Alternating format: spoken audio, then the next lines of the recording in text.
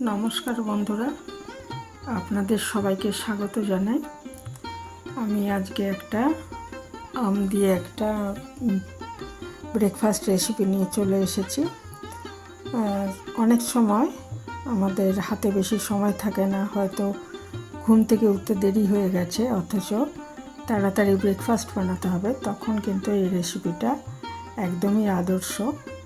খুব কম সময়ে এরকম একটা সুস্বাদু ব্রেকফাস্ট রেসিপি হলে তার কোনো কথাই নেই।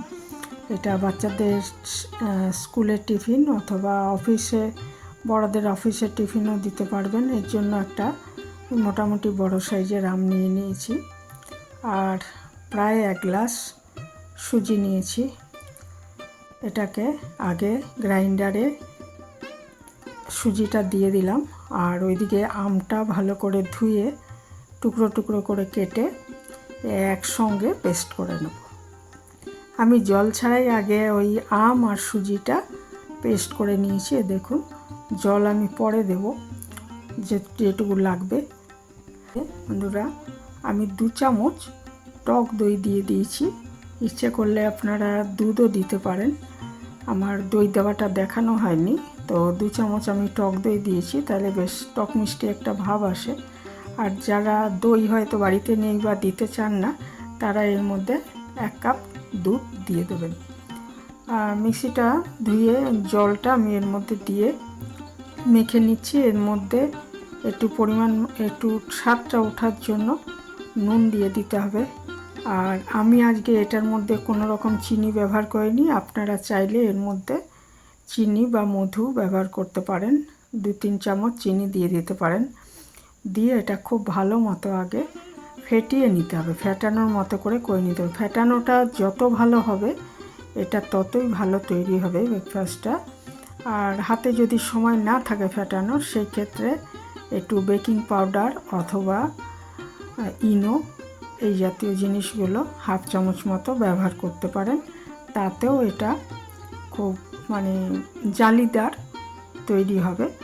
এটা আসলে আমের প্যানকেক তৈরি করব আমরা। আর এটা ব্যাটারটা হবে খুব পাতলাও নয়, আবার খুব ঘনও নয়, এরকমভাবে তৈরি করে নিতে হবে। খুব ভালো করে ফেটিয়ে নিলে কিন্তু ইনো বা বেকিং পাউডার দেওয়ার দরকার পড়বে না, তো সেটা দেখবেন যেটা সুবিধা হয়। তো আমি খুব ভালো মতো এটাকে ফেটিয়ে নিচ্ছি।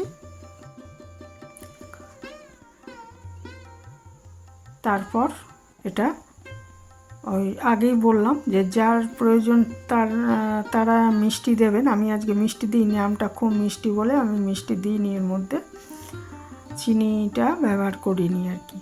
ইচ্ছে করলে এর মধ্যে 2-3 চামচ চিনি অবশ্যই ব্যবহার করতে পারেন।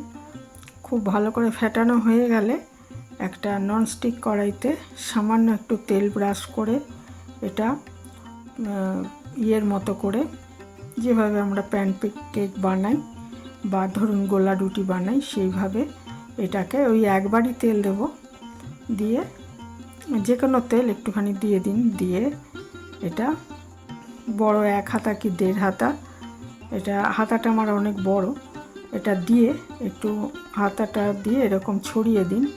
ধোসা যেরকম ছড়ায় বা চিলা যেভাবে করে বা প্যানকেক যেভাবে করে সেভাবে এটা একটু ছড়িয়ে দিয়ে ওই একটু ইচ্ছে করলে একটু ঢেকে দিতে পারেন, খোলা রাখলেও অসুবিধা নেই।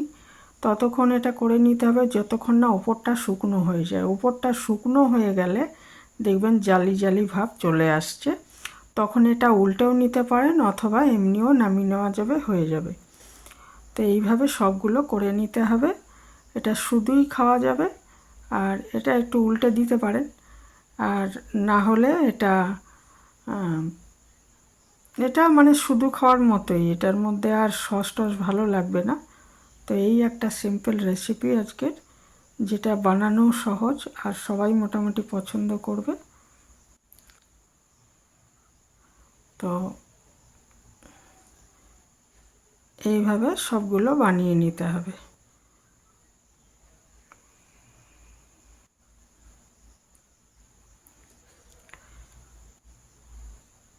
তো এখানেই শেষ করছি। ভালো থাকবেন সবাই।